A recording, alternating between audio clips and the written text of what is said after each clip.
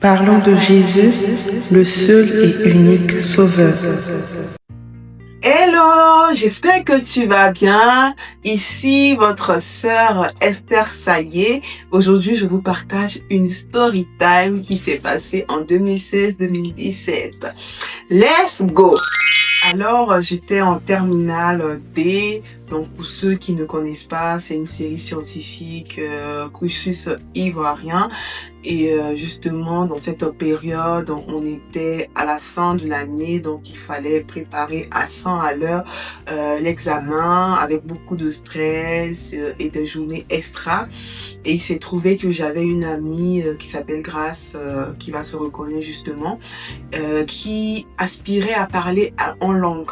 Voilà, elle voulait parler en langue et moi je parlais déjà en langue. Elle me demandait comment tu fais pour parler en langue, comment si je veux parler en langue, tout ça. Et moi je lui ai dit, au fait, c'est pas quelque chose qui vient parce que toi voilà, c'est pas quelque chose qui vient de ta propre force, c'est Dieu qui te fait grâce de l'avoir. Il a promis ça à tous ses enfants et vraiment, en fait, si tu lui demandes, il te donnera. Et voilà quoi, donc continue à prier, je vais te soutenir dans la prière aussi, tu vas parler en langue.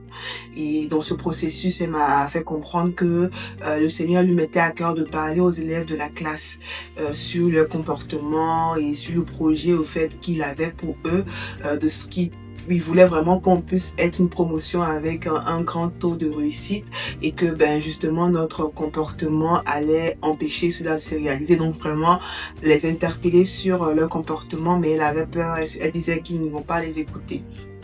Justement, donc moi je lui ai dit, tu demandes quelque chose à Dieu et toi tu refuses de faire ce qu'il te demande de faire.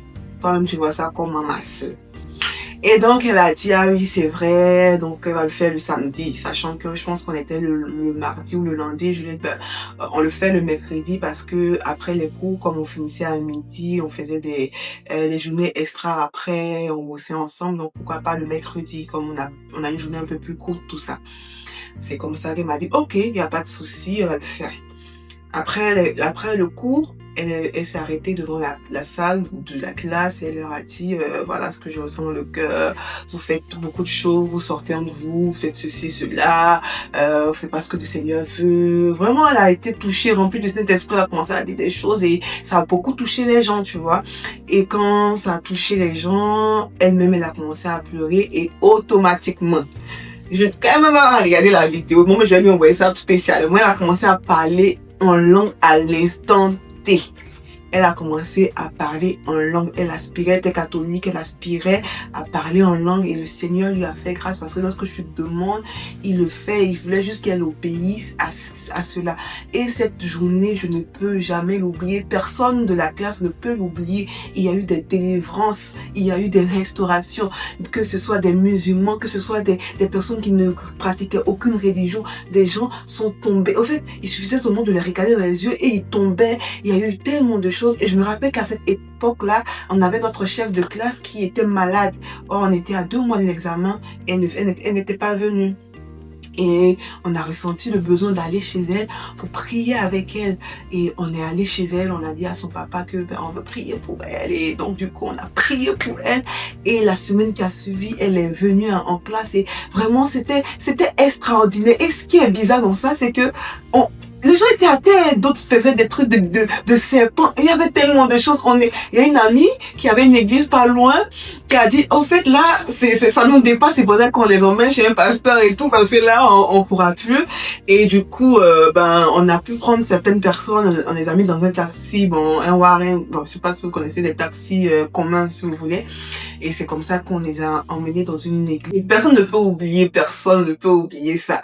Et il y a eu des restaurations, des délivrances, des gens qui ont pleuré, et c'était extraordinaire. Et les élèves également de la terminale A, certaines personnes nous ont rejoints. Mais ce qui est bizarre, c'est que la direction ne nous a pas entendus. Malgré que beaucoup de personnes criaient, c'est comme si on était dans notre monde, en fait. Dieu avait fait de telle sorte qu'on ne nous entende pas. Et donc, on a fait tout ce il fallait faire, personne n'est venu nous empêcher de pouvoir étendre vraiment le don de l'esprit et faire ce qu'il y avait à faire. Et c'est après, justement, je pense que le lendemain que le directeur nous a invités, justement, nous qui étions vraiment en tête de cela, donc ma camarade, moi et une autre sœur également, nous a interpellés pour nous dire que ça se faisait pas, tout ça. Mais bon, l'essentiel avait été déjà fait et c'est vrai que ça nous a suivi aussi beaucoup de restauration. On a eu également un bon taux et c'est resté marqué dans la tête de tout le monde. Et c'est pour vous dire au fait que déjà, lorsque vous demandez quelque chose à Dieu, il est disponible pour le faire dans votre vie. Mais regardez également de votre côté. Lorsqu'il vous demande de faire, il faudrait obéir. Parce que lorsqu'on obéit, ça déclenche également les bénédictions de Dieu. Parce que la parole de Dieu nous dit, c'est Samuel qui l'a dit à Saül, que l'obéissance vaut mieux que le sacrifice. Et c'est important d'obéir à Christ, à Dieu, lorsqu'il te demande de faire les choses.